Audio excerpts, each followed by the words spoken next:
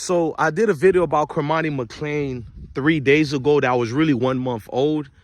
And I thought I just should update the people so you guys, because they had clips in that video to show Cormani is working hard. He's ground leveled. But we know this about Cormani. This is an update on Cormani Mlan, y'all.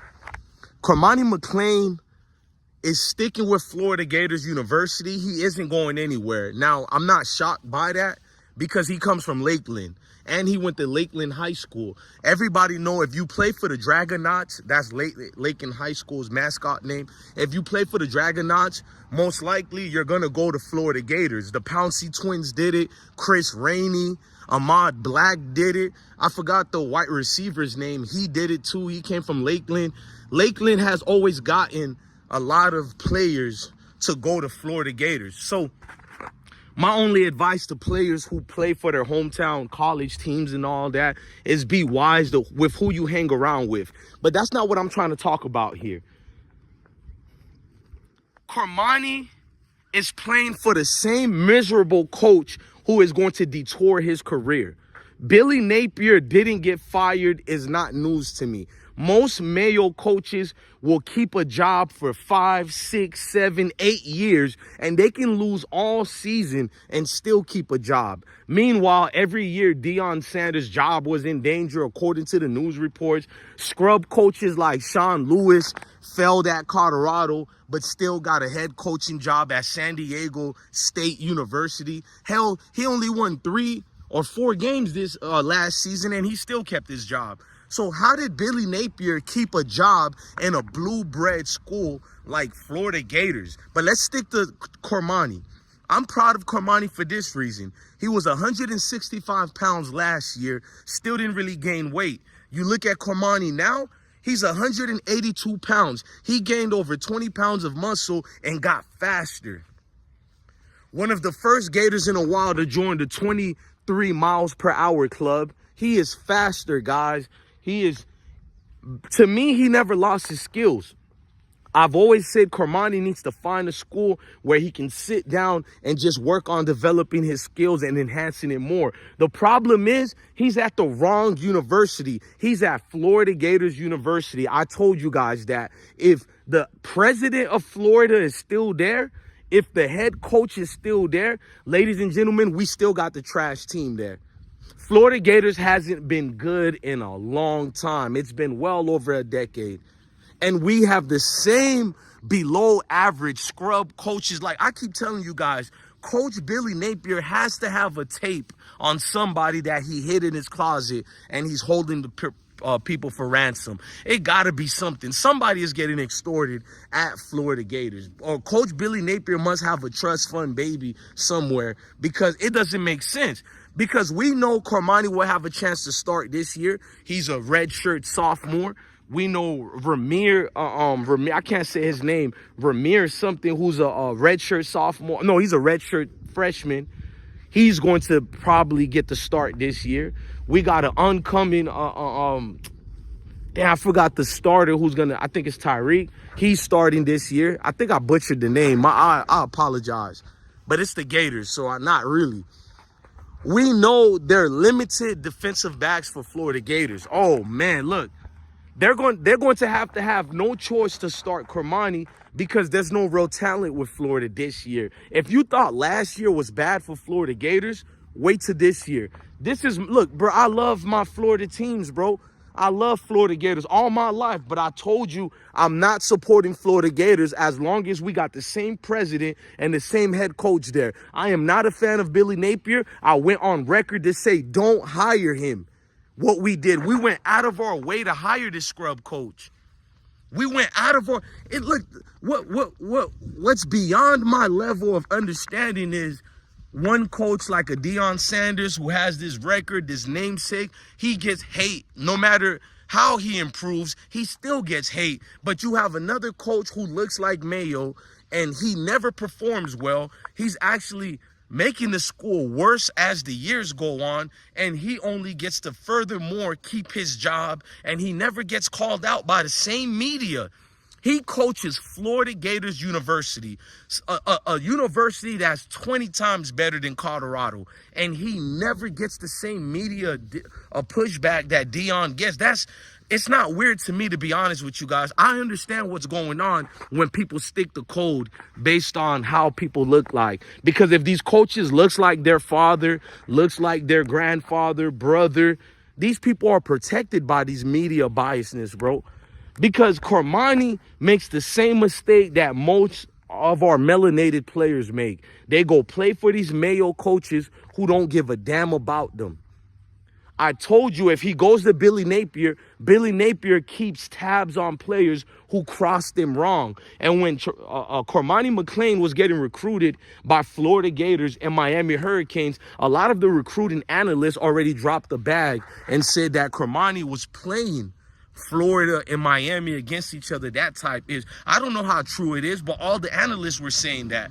So you telling me Coach Billy Napier is not going to remember when Cormani rejected them? So this is why when Cormani got to Florida, all the negative rumors were by Billy Napier's and his staff. They were bringing negative rumors, talking about Cormani was coming late to practice. Cormani wasn't doing X, Y, and Z. But we seen Cormani going to different elementary schools, talking to the kids. We seen that. We seen Cormani with a sense of urgency who understands he has to step up for his career. Wrong or right? So you're paying attention to all the things that's being said about Cormani. Hold on, hey, I want y'all to see my pit bull, Sebastian. This my pit bull, Sebastian. Say what's up to the people, Sebastian. You good, big dog? Hey, say what's up to the people, bro. Yeah, that's my pit bull, man. #1 pit bull in the world. But to look at Cormani be in this position, bro, I really want him to look, y'all got to remember, too, he was a walk-on at Florida Gators. These players got money now. He wasn't recruited at Florida anymore after he left Colorado. He joined Florida Gators as a walk-on. Therefore, showing me that almost nobody else of prominence wanted Cormani once Colorado deemed furthermore needed him anymore. Once Deion Sanders' phone started ringing, because you can't tell me these other coaches didn't call Deion to ask, hey, man, what's up with this kid here? Because Deion Sanders has connections with everybody. That's the thing when you hire a coach like Coach Prime. It's what he brings to your university. And all these other coaches, they know they can just hit up Deion. Look, Deion, I ain't gonna lie to you, bro. I know you, I love you, but I want your player Cormani since he left you. But let me know why y'all not crying about him leaving. What did he do over there in Colorado? So I'm pretty sure them Colorado people told them other coaches everything, and they didn't want to touch Cormani. So when I seen Cormani going to Florida, I was like, damn, that's not really good news. Everybody celebrated it. I didn't, because I realized, damn, bro, if he goes to Florida, that means really nobody wanted this kid.